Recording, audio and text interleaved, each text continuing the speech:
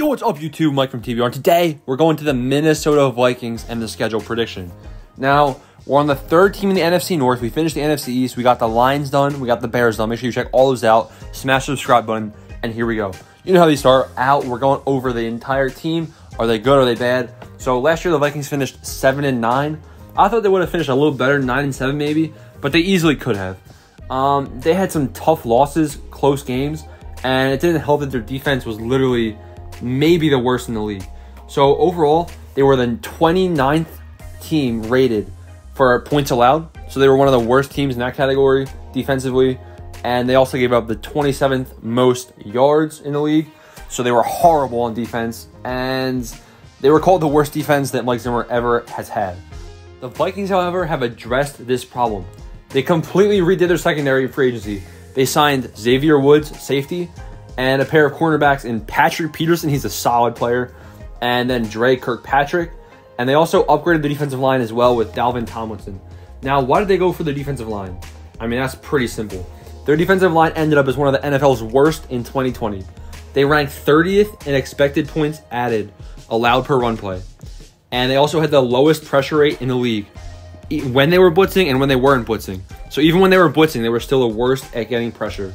Now, in 2021, this group should look significantly different. Danielle Hunter and Michael Pierce are expected to return from injury and then opt out. And those are going to be some solid additions to that line, including Dalvin Tomlinson from free agency. So defensively, this team was horrible in 2020. Maybe the worst thing I've ever seen in my life. But, you know, there's some promising... there's some promise in the future for the Minnesota Vikings defensively. Now, offensively, they actually had a pretty high-octane offense. They do have Kirk Cousins, who I'm not high on. You know, he's kind of like Drew Lock, but a little better, obviously. He just kind of manages the game, similar to Ryan Tannehill. So Kirk Cousins was able to, you know, hook up with Justin Jefferson and Adam Thielen. They're both amazing wide receivers. So good receiver core. And Dalvin Cook had a career year last year. So that might suggest that the Vikings offense is really good. However, their offensive line was ranked 26th best in the league, which is pretty sad. The offensive line has been an issue for multiple years in Minnesota, and they were the 28th best pass blocking team. You know, Dalvin Cook's still able to find some holes, but the pass blocking isn't there, and it could be a lot better. So now it's time to get into the schedule. Week 1, they play the Cincinnati Bengals in Cincinnati. Honestly, I could see them losing this game just because it's in Cincinnati, but the Bengals decided to take, you know, the flashy dude, Jamar Chase, and they didn't really address offensive line, which is kind of an issue. The Bengals defense also is bad too. So Vikings and Bengals might not have the best defense. Vikings are just better overall. You know, they're where the Bengals kind of want to be in a couple of years. The Vikings are going to get the win right here, week 1, and they're 1-0. Then they have 2 tough games. They play the Arizona Cardinals in Arizona. This is going to be a tough game for Minnesota. They're going to get the loss. Dude, the Cardinals are going to be a solid team this year. I like what they have offensively. Defensively, I feel like the Cardinals' cornerback position can be exposed a little bit. They do need to address that. Pat Pete back to face the Cardinals. That'll be interesting dynamically in this game.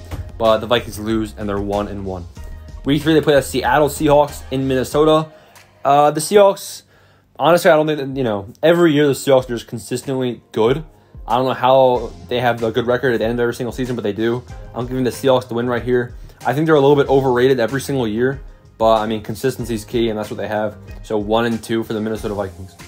Then they play the Cleveland Browns in Minnesota. The Browns are going to be a solid team this year. They have momentum coming off the last season. I think they're a good team. The Browns defense, good. The Browns offense, really good. OBJ coming back. Ooh, this is going to be a tough one. I'm giving the Minnesota Vikings the win right here, just because you'll see. I'm going to be a little bit harsher on the Vikings later in the schedule. So we're going to give them the surprising victory right here to make it 2-2. Detroit Lions, okay. Chalk that one up as a win. I already predicted the Lions schedule. Let's just say the Lions receiver core, worst in the league. I don't even know who they have on offense that can really score points besides TJ Hawkinson, DeAndre Swift, and Jared Goff. So, you know, basically lock down those people with Pat Pete and Xavier Woods, and you're good. So Vikings get the win, 3-2. Carolina Panthers in Carolina.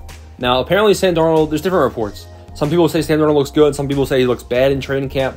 But, you know, the Panthers aren't worried. They have a really good offense, receiver core good, running back good. I think Sam Darnold's going to have a good year this year. Way better than what he was doing with the Jets. And the Panthers defense is young, but it's good. And they're heading in the right direction. Panthers, I like them a lot this season. Give me the Panthers in this game, 3-3 for the Vikings. Then they have the bye week, and after the bye, they play the Dallas Cowboys in Minnesota.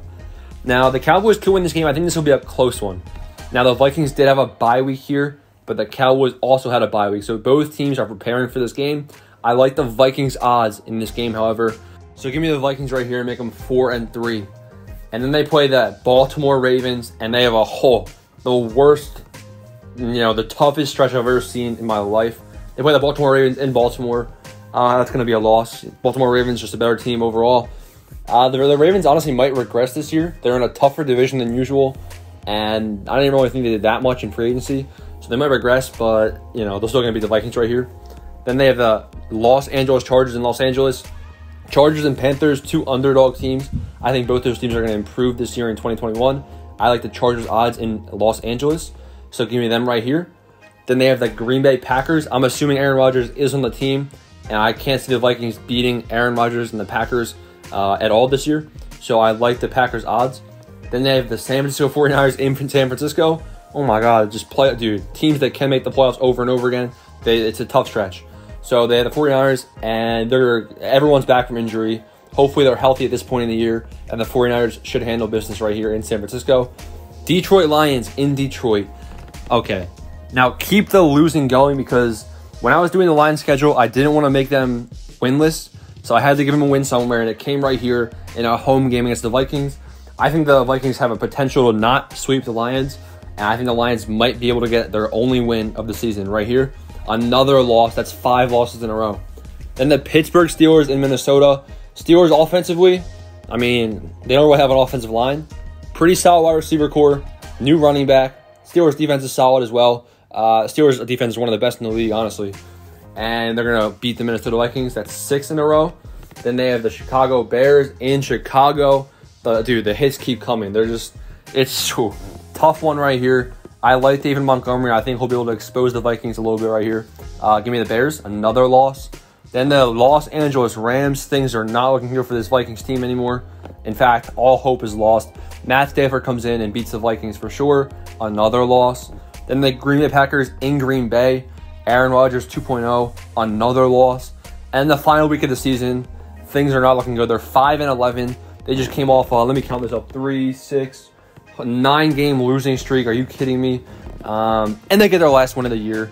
The Bears are going to be in this game right here, end of the season. The Bears might have a chance to make the playoffs at this point. The Vikings obviously don't. I'm going to give the Vikings the win right here because I was pretty harsh in that 9-game stretch. So Vikings finish the year 5-12 based on the official predictions. Now, I can see the Vikings getting as much as 8 or 9 wins, depending on how their defense performs. So honestly, I could see the Vikings going 9-8, maybe 10-7. But 5-12 is the official prediction. Until I see their defense step up and come together as a group, especially the offensive line as well, I gotta stay with 5-12. Smash the subscribe button. Let me know what you think down below. Thanks for watching.